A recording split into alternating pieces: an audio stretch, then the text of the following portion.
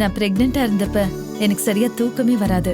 அப்பதான் என் husband காய்ரான் natural mattresses வாங்கிட்டு வந்தாரு. இதுல இருக்கு 100% organic fabrics, 100% natural latex. So எனக்கு கிடைச்சது 100% நிம்மதியான உறக்கம். காய்ரான் நேச்சுரல் மேட்ரஸஸ்.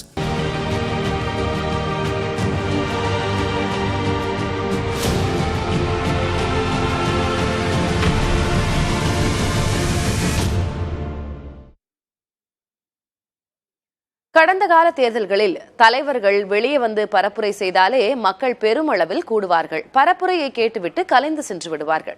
ஆனால் இப்போது எங்கு பார்த்தாலும் நேருக்கு நேர் கேள்வி கேட்கிறார்கள். தமிழ்நாட்டில் ட்ரெண்ட் மாறிக்கொண்டிருக்கிறதா? பார்க்கலாம் இந்த தொகுப்பில். முதல் கட்ட தலைவர்கள், இரண்டாம் கட்ட தலைவர்கள் என எந்த கட்டமாக இருந்தாலும் வாக்கு கேட்டு வீதியில் இறங்கிவிட்டால் பணிவோடு வாக்காளர்களை அணுகுவது காலம் காலமாக இருக்கிறது. வெற்றி பெற்ற பின் தொகுதி பக்கமே வருவதில்லை என்று கார்ட்டூனிலும் மீம்ஸ்களிலும் கலாய்ப்பதும் காலங்காலமாக நடக்கிறது.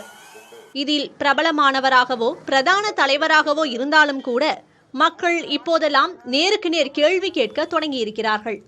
அதிலும் இந்த தேர்தலில் சாமானிய வாக்காளர்கள் சரமாரியாக கேள்வி கணைகளை வீசுவதை அதிகம் பார்க்க முடிகிறது. சுற்றி கட்சியினர் இருந்தாலும் அவர்கள் வெறும் பிரச்சாரங்களை கேட்டு விலகிவிடாமல் தங்களுக்குள்ள கேள்விகளை துணிச்சலுடன் கேட்கிறார்கள்.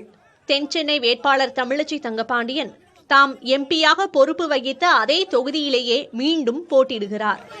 அவர் வாக்கு கேட்டு சென்றபோது அந்த தொகுதியைச் சேர்ந்த நபர் வாகனத்தை வழிமறித்து கேள்வி கேட்டார்.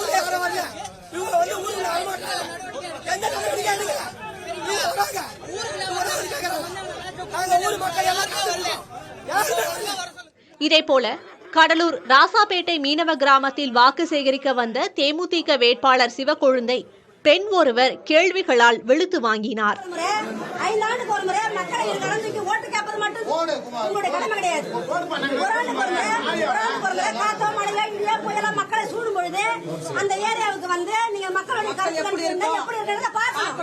வேடச்சந்தூரில் கரூர் தொகுதி வேட்பாளர் ஜோதிமணி வாக்கு சேகரித்த போது இளைஞர் ஒருவர் வாக்குவாதம் செய்தார்.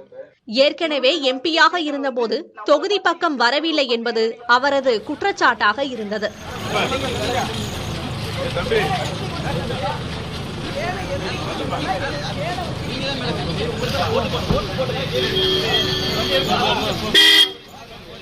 தருமபுரி தொகுதிக்குட்பட்ட பாப்பிரெட்டிப்பட்டி அருகே பரப்புரைக்கு சென்ற சௌமியா அன்புமணியிடம் இளைஞர் ஒருவர் 10.5 விழுக்காடு இடஒதுக்கீடு கேட்டோம், சாதிவாரி கணக்கெடுப்பு நடத்த கேட்டோம், அதனை செய்யாத பாஜகவோடு எதற்கு கூட்டணி சேர்ந்தீர்கள் என கேட்டார்.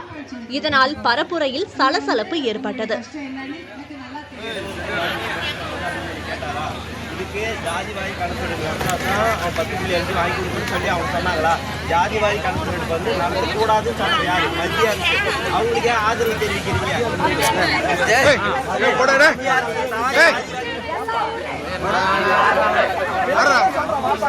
இதேபோல ப. சிதம்பரம் தொடங்கி பல்வேறு தலைவர்களையும் வேட்பாளர்களையும் வாக்காளர்கள் கேள்விகளை கேட்கிறார்கள்.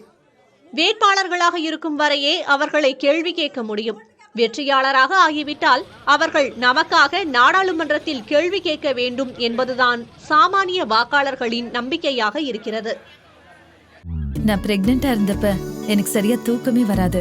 அப்பதான் என் ஹஸ்பண்ட் காய்ரான் நேச்சுரல் மேட்ரஸஸ் வாங்கிட்டு வந்தாரு. இதுல இருக்கு 100% organic fabrics, 100% natural latex. So எனக்கு கிடைச்சது 100% நிம்மதியான உறக்கம். காய்ரான் நேச்சுரல் மேட்ரஸஸ்.